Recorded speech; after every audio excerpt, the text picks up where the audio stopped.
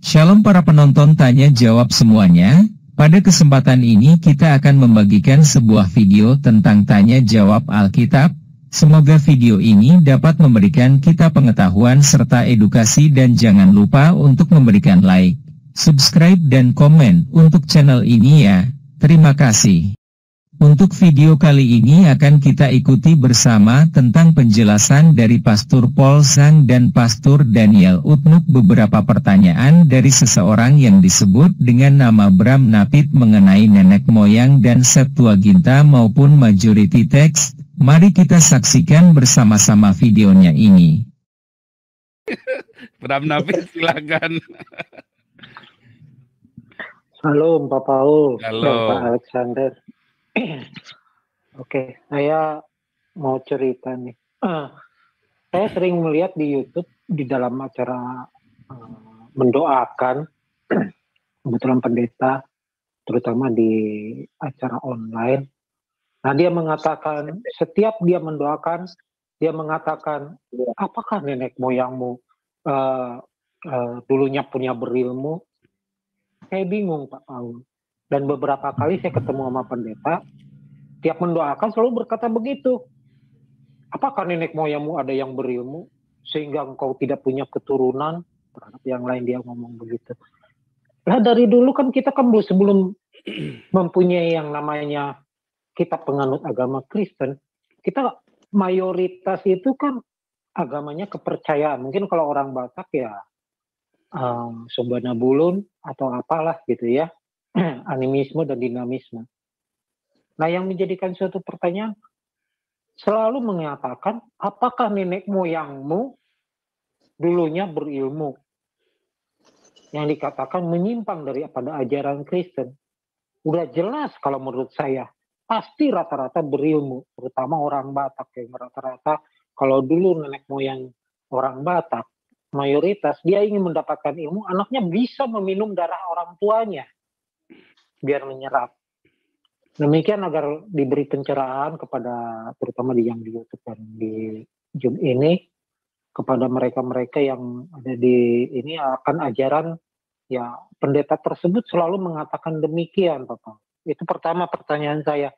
Dan yang kedua saya ada tadi menyinggung masalah mengenai Septuaginta dan majority text. Nah, yang menjadi pertanyaan saya di Google itu mengenai Septuaginta dan majority text ini mana yang lebih lama? Terus mengenai bahasanya itu bagaimana mengenai kodek ini, Pak? Demikian, Pak, informasinya dan juga pertanyaan saya, Pak. Terima kasih. Nah, kalau tanya Masoretik sama Septuaginta itu nanti di kelas evangelis itu Pak Bram Napit. Itu ada kita jelaskan detail sekali ya. Tapi kalau nggak salah saya juga ada videonya pernah bikin itu panjang tuh menjelasinya. Intinya Septuaginta itu tahun 300 sebelum Masehi, Masoret itu baru ada tahun 1000. Tetapi Masoret itu berasal dari oral text yang jauh lebih tua daripada Septuaginta. Buktinya teks Masoret itu isinya sama persis dengan Dead Sea Scroll yang ditemukan tahun 1950, tapi tanggal 400 sebelum Masehi. Tetapi Dead Sea Scroll itu bukan Masoretic text. Karena di Dead Sea Scroll tidak ada tanda bacanya. Masoretic text ada tanda bacanya. Sumbernya bukan dari teks Dead Sea Scroll, sumbernya dari oral. Dari tradisi turun-temurun yang dihafalkan. Karena orang Yahudi itu menghafalkannya itu dengan cermat ya.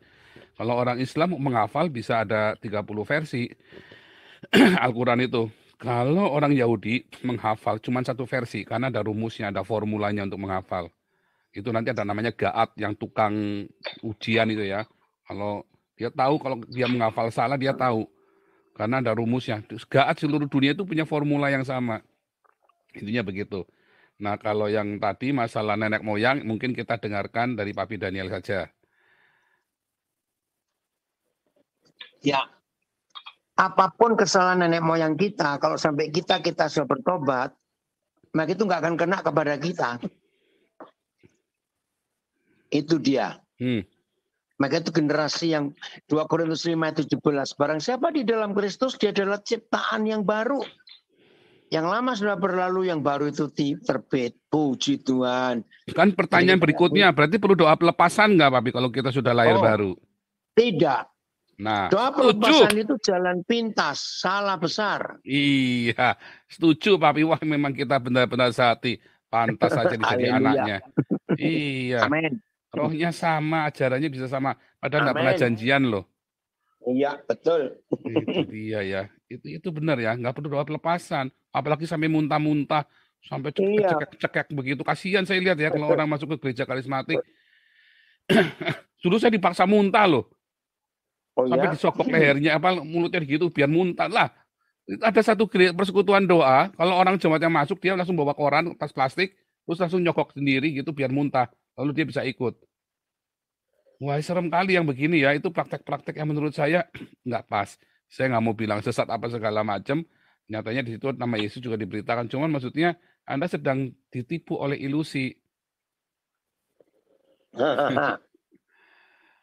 Jangan, karena itu tadi ya. Jadi ayatnya nggak berlaku dong. Kalau bahwa kamu sudah merdeka, kita masih doa pelepasan lagi. Masalahnya di Alkitab orang kalau sudah lahir baru, para rasul nggak doa pelepasan juga kan? Nah, itu memang ironik ya. Oke, lanjut dulu ya. Jadi nggak perlu ya Pak Bram Napit ya. Bentar. Tapi masalahnya udah lahir baru beneran belum? Nah itu masalahnya. Masalahnya banyak orang ngaku-ngaku lahir baru, nggak lahir baru. Nah itu tadi, maksudnya definisi lahir barunya aja udah beda kita. Dikit lahir baru, kalau sekarang di Indonesia lahir baru mau jadi Kristen, ngaku-ngaku Kristen mah gampang. Coba pergi ke Suriah ngaku Kristen. Sembelih. Coba pergi ke Arab Saudi ngaku Kristen. Ya kan, apalagi saya dari Islam pindah Kristen. Kalau di Indonesia Islam pindah Kristen nggak apa-apa. Yang apa-apa ketika Anda kemudian mulai bersaksi. Nah itu jadi apa-apa, kayak Saifuddin, kayak MKC. Tapi kalau kita cuma pindah dari Islam ke Kristen, nggak akan ada apa-apa, nggak akan ada masalah. Yusuf Roni pun dipenjara karena dia kemudian bersaksi. Dia cerita waktu kepada orang lain kan, kepindahannya dia. Nah itu yang jadi masalah, karena dianggap memprovokasi kan. Itu yang jadi masalah. Jadi kalau Anda diam-diam juga nggak apa-apa. Saya pindah Islam Kristen, ya udah nggak apa-apa. Tapi begitu ada cerita-cerita kemana-mana, dari gereja ke gereja, kesaksiannya masuk penjara. Walaupun seharusnya nggak boleh ya. Tapi itu kenyataannya begitu. Tapi masalahnya di Indonesia dari dulu, Islam pindah jadi Kristen, ya nggak apa-apa, paling dikucilkan dari keluarganya. Tapi nggak akan sampai disembelih, nggak akan sampai disembelih. Kalau di Arab Saudi, Islam pindah jadi Kristen, wah itu bisa dicambuk, bisa digantung gitu. Termasuk di Iran, kayak kemarin si Nana sama Omid cerita kan. Nah itu kalau bilang lahir baru, itu saya percaya itu. Waduh, mau gimana begitu dia lahir baru, keluarganya, bukan cuma dia, keluarganya juga bisa dimiskinkan. Makanya definisi lahir barunya aja sudah beda Pak Branapit. Mungkin aja pendetanya yang ngomong aja belum lahir baru kali. Nah itu dia Pak. Yang saya bingungkan ini Pak. Dia menyatakan kan dengan pernyataan dia gitu. Bahwasanya ini harus mengadakan suatu doa pelepasan. Nah sebelumnya yang didoakan ini dia Kristen. Ternyata harus didoakan doa pelepasan. Yang saya bingungkan di sini tuh saat didoakan itu ya kata Pak Paul tuh jungkir balik lah dan segala macam. Itu. Jadi sesuatu seperti ada permainan mistik jadinya tuh.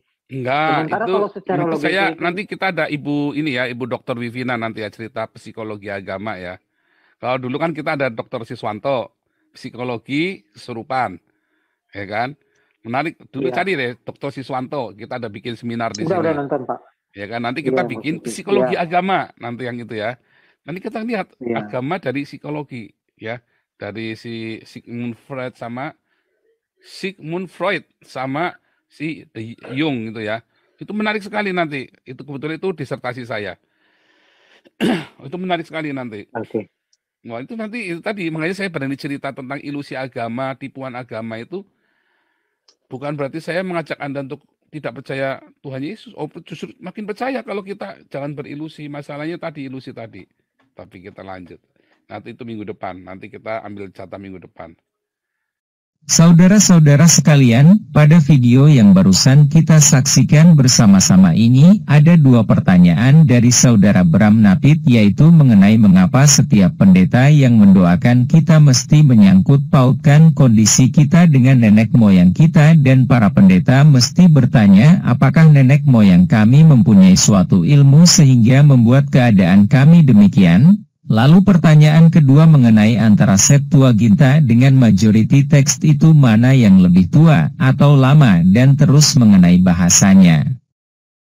Itu bagaimana? Kira-kira seperti itulah pertanyaannya, dan Pastor Paul Zhang lalu menjelaskan secara singkat tentang Septuaginta dengan majority text, karena menurut Pastor Paul Zhang kalau penjelasan mengenai ini harusnya di fase evangelis, dan untuk pertanyaan mengenai nenek moyang diserahkan kepada Pastor Daniel untuk menjawab, dan Pastor Daniel menjelaskan bahwa apapun kesalahan atau dosa nenek moyang kita apabila kita sudah bertobat maka tidak akan kena ke kita.